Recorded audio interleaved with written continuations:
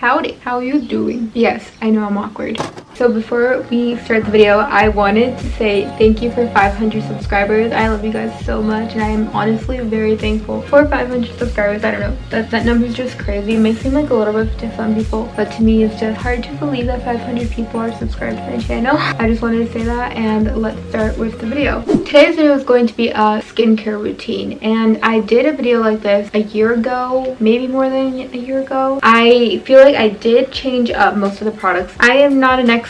That's another thing. I am not an expert, so please don't compare your skincare routine to mine. I'm just letting you know what worked for me and what I personally think works for my skin. Thankfully, I am pretty lucky and I don't tend to break out on my face a lot. I don't know if it's because when I was younger, I was obsessed with skincare routines and skincare products, DIY face masks, DIY everything, and I would always avoid any chemicals or any bad ingredients. I would just tend to do things more naturally. I don't know if that was the main reason that my skin was so clear. Don't get me wrong, I do still break out. We all do. I feel like each person breaks out in different parts of their body. This may be a bit TMI, but my dad breaks out on his back. I tend to break out more on my arms, and that is something that I've been really insecure about my entire life. I remember in elementary school, I would not want to wear short sleeves because I was really insecure about my arms. So I would wear long sleeves the entire summer, no matter how hot I was. Thankfully, I've grown out of that. I'm still insecure. I just grown out of the idea of having to hide my insecurities. That was not a great explanation at all. So I'm just gonna start off with products that I do use on my face and skin, but they're not part of the main skincare routine. They're just as important as the rest of the skincare items that I'm going to talk about. I just tend to be more lenient on how often I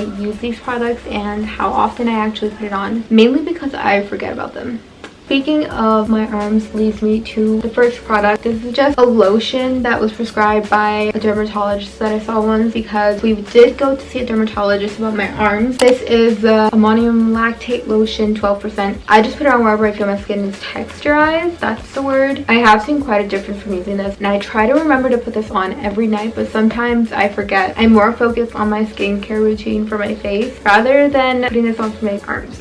Need to improve that. Another product that I wanted to mention was castor oil. So I just use this castor oil by CL, I'm pretty sure, yeah, CL Ocean Infused Skincare. It is organic, paraben free, alcohol free, and gluten free, in case any of you guys wanted to know that. I tend to just put this on my eyebrows and then some on my eyelashes. This really helps with making my eyebrows and eyelashes appear and actually grow thicker and fuller. My entire skincare routine I attempt to remember to do every day. I succeed with the things that I actually put on my face, but anything else aside from that, like the castor oil and the lotion for my arms, I tend to forget a lot. I don't know if this is worth mentioning, but I do use coconut oil, 100% extra virgin coconut oil to be exact. I just use a wet cotton pad and put some of this on, and I just gently, please make sure you're being gentle, I gently rub it on my face to take off my mascara, eyebrow thingy, colored brow, and anything else that I might have on. This is just a really great natural makeup remover. I feel like makeup wipes I have a funny story about my experience with makeup wipes. So the first time I used it was I was over at a friend's house. She was a couple years older. She was probably like 3 years older than me. She was a senior, I'm pretty sure. I was a freshman, and she lived right across the street. So yeah, I went over. She did my makeup because I didn't know anything about makeup at the time. Then came time to take off makeup. She gave me a makeup wipe, and I've heard makeup wipes before. I've heard people use them to take them off. Didn't seem harmful or dangerous in any way. I used it. I took off the makeup. Everything was good. But then literally 2 minutes after wiping my face off with a makeup wipe, I wanted to peel off my skin. My face was burning. It felt like it was on fire. I probably just had a bad reaction to one of the ingredients in makeup wipes, or it was a brand maybe. I don't know. Maybe I'm allergic to something and I didn't know at the time. I don't know how that worked. But I hated that experience. I literally cannot. I can't imagine feeling that way again. So yeah, I got traumatized by that, and I don't have any desire to use makeup wipe now. So once I started wearing makeup, I searched up natural ways to take it off, and I found coconut oil. One advice I do want to give for you guys is that if you do choose to use coconut oil as a natural makeup remover, make sure that you wash your face with a facial cleanser afterwards just to get the excess oil off, because if you have any leftover oils, that could actually clog up your pores. I remember reading somewhere that this type of oil, coconut oil, is a type of oil that is good for your skin, but it is a pretty thick consistency or something about the consistency that it can't be properly absorbed, so it just ends up clogging up all your pores, and that can actually oily that can actually cause breakouts and acne. So yeah, just wanted to put that out there. For my facial cleanser, I use the Vanicream Gentle Facial Cleanser. It is free of dyes, fragrance, masking fragrance, lanolin, parabens, and I can't say that word, formaldehyde, and other preservatives. So it is a really natural product. This is meant for sensitive skin. I probably should have mentioned what type of skin I have. I'm more of a combination type. My skin tends to be pretty dry around my cheeks and like my jawline, but it is pretty oily around my T-zone. I have had a lot of experiences where people are asking if I'm sweating because my forehead and this area, my T-zone, was oily, and I would be like, no, I'm fine, and they're like, are you sure you're sweating? And I would be like, no,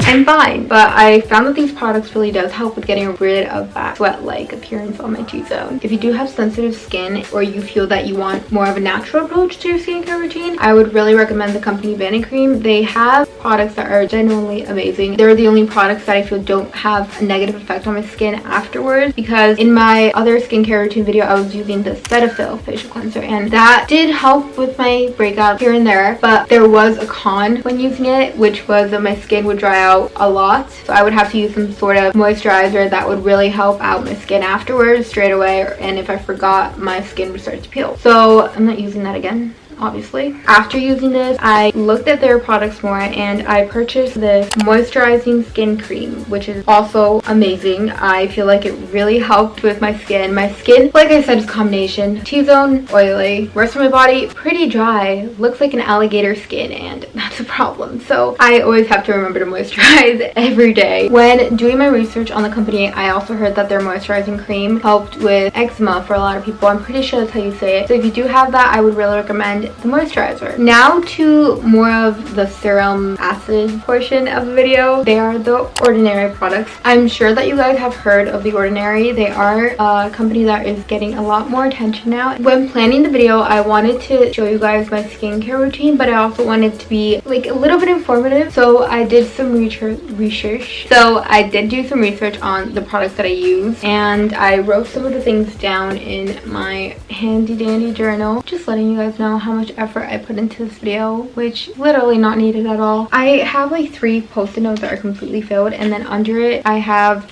just more notes. I try to do as much research as possible just so that I can keep you guys informed. I've only ever used 4 products from the Ordinary, which are the lactic acid, the Gran Active Retinoid 2% with squalene, and I got a notification from my phone, the niacinamide 10%, and zinc 10%, 1%, not 10%, that would be really bad, and the caffeine solution 5%. Let's talk about these products and what they can be used for. So let's start off with the niacinamide and zinc. I use the 10% niacinamide and the 1% zinc. Before buying the products, I did some extra research, and I was just searching out the best beginner products because they do have different percentages for their products, and the higher it is, obviously it's going to be stronger. So I would really recommend starting off with the lower percentages and then building your way up in your skin's tolerance in order to use a higher percentage. If you use a high percentage right away, your skin's probably going to break out, or it's going to be too intense for it and it's going to be harsh. It's also best to use a lower percentage just because you don't know how your skin's going to react right away. Like I said, everyone's skin is different. Everyone reacts differently to products. Niacinamide and zinc reduces sebum production, meaning that it reduces the amount of oil that your body produces. So yeah, sebum is like oil, so reduces sebum production. So because of that, it is really good for people with oily skin. It reduces the appearance of blemishes, and it also minimizes pores. There have been some rumors here and there that when used with vitamin C, it's just not a great combination. However, that is pretty controversial because I've also heard people saying that they've used it with vitamin C and nothing has happened. Their skin's okay. If you want to try that, try it at your own risk. I don't know, I'm not that much of a risk taker. Next we have the Gran Active Retinoid with 2% in squalene. I do recommend using this at night just because, at least for me, it has an oil-like consistency, so once I put it on, my face does seem to appear more oily. I mainly bought this product because I have heard that retinoids have lots of benefits to them, so by using these you do eliminate a lot of extra skincare products that you may have to use. It helps with aging, acne, reducing acne scars, hyperpigmentation, and getting rid of dark spots. But when using a retinoid, you do have to be careful with using it acids with them. So for example, the niacinamide and the other one that I'm going to mention next, the lactic acid, can't be used in combination with the retinoid just because they don't react good together at all. You can use them on the same day, but if you do use the retinoid, you have to wait 30 minutes before putting on an acid. And I don't know about you, but I'm not into waiting 30 minutes to put on something else for my skincare routine. When I do my skincare routine, I just want to get it over with because I do it at night. So you know, I just want to hop onto bed and be on my phone all night. I just end up using them on alternate days. And I already told you guys the name of the next one that I'm going to be talking about, which is the lactic acid. I have the 10% lactic acid, and lactic acid is really good for just smoothing out any texturized skin. So if you have any bumps that aren't exactly pimples, but they're just underneath the surface of your skin, then lactic acid would be great for that. It is also really hydrating. So if my skin is feeling really dried out or flaky on a day, I just decide to use the lactic acid. It does have a watery texture though, so when using it, I would be really careful on not making a whole mess in your room or your bathroom. Then we have the Handandi caffeine solution, and I do not know what I am speaking in an accent. What accent even was that? The caffeine solution is obviously solution of caffeine. This is mostly meant for your under eyes, and it is great at making you feel more awake because of the caffeine, obviously. So it's gonna do like the same thing that caffeine does, just gonna make you feel more awake. It is really good at brightening up your under eye area and reducing dark circles, which is something that I've been struggling with ever since quarantine started. I have developed a lot more of an under circle, dark spot, dark circle.